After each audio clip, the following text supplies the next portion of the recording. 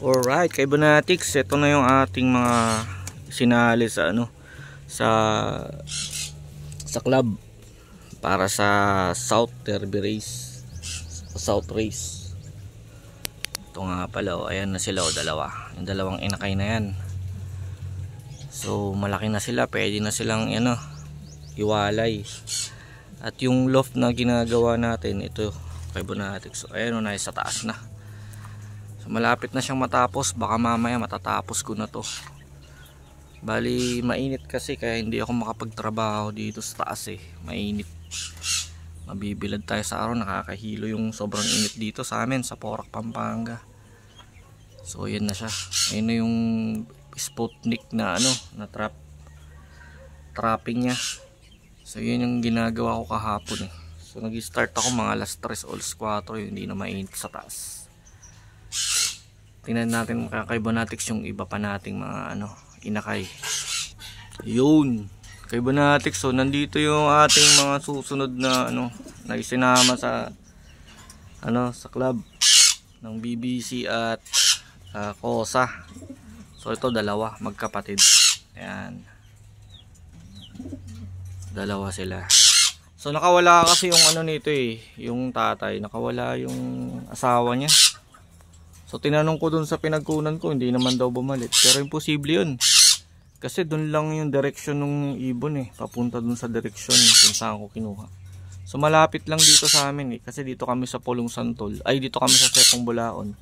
So bandang Pulong Santol lang yun. Magkalapit lang yung barangay. So imposible hindi hindi bumalik yun dun sa pinagkunan ko. Malamang kinip niya na yun.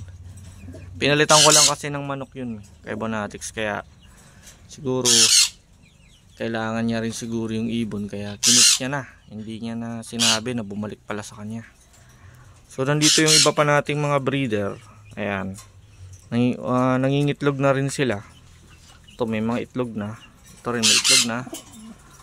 Yung ating imbrek, pinares natin. Ito yung anak anak nito. Ay, apo niya na pala. Ayun ongoing sila kay Bonatics, talagang paitlog na sila. Dito na yung nauna nating laki na. Malaki na yung ating naunang na-breed, kaso wala pa tayong ring nun ng pang club. Kaya mga commercial na commercial ring ang nailagay natin sa kanila. So magkakamag-anak naman yan So bali ito yung pinakalolo niyan. Ayan, yan yung pinakalolo. So ito yung mother niyan, yung mga yan, dalawang yan. So ito, palili pa rin din natin tong mga to. Try natin din isali sa training. At subukan natin isali sa old bird category. Kasi sa old bird naman pwede naman silang isali doon kahit hindi sila naka club ring. So ayan, ay nila. Mga pang long distance yan kay Bonatics. Bali yung mga niyan, kamag-anak niyan sa Manila, talagang tumatawid dagat. At kahit smash, kahit na masama yung panahon, talagang umuwi sila. Ayan. So yun yung ating mga binibreed ngayon. So meron pa rin naman tayong mga lovebirds kay Bonatics. So ito na lang natira. Ayan uy, konti na lang mga lovebirds natin.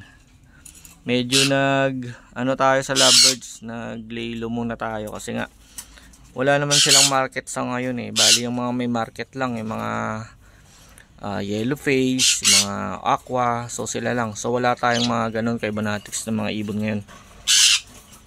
Kaya naglaylo muna tayo sa mga African lovebirds. So yan na lang muna yung natira natin para meron tayong mga rito, mga pang display at pang paingay. So ito, speaking of maingay, ito, ayan. Yan yung mga maingay pa natin sa mga pares na San Conur. So ongoing din yung kanilang breeding. So naghahakot na rin sila ng mga ng kanilang nesting material. So ganyan pala sila maghakot ng nesting material. Bali sisirain nila yung perch na yun Sinisira nila, tinahakot, dinadala nila sa loob. Ganyan pala sila mag nesting mga kibonatics. So ito meron tayong dagit, ito. Isang babaeng parakit. Cute na. So bigla na lang pumunta rito, ayaw na umalis eh. Kaya hinuli ko. Nilagay ko muna siya diyan. So ayan, hindi siya natakot dito sa dalawang to. So yung mga kambing natin na na out na natin. At yung mga tupa natin na out na. So may isa pa tayong kambing na natitira. Ayun. Nandun. Ayun yung anak, pinaka-anak. So yan yung update dito sa ating ibunan mga kaibonatics. Ayan unti-unti na sila nagbi-breed. Bali mga pares yan. Ayan, hopefully mga isang linggo pa siguro, mga lilipad na rin tong mga to o 2 linggo pa. Kumakain na sila eh. Yung kagandahan kapag mga racing pigeon talaga maaga silang marunong kumain matatalino yung mga yan. Talagang gaganda. So hanggang dito na lang muna kaibonatics yung ating video.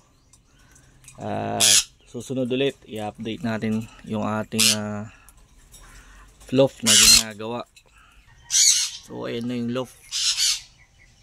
Bali matatapos na yan mamaya. Bali pipinturahan na lang namin yan at ilalagay yung mga flooring nya para magamit na at makapag viewing na yung ating mga yung ating mga warrior na isasama sa club race.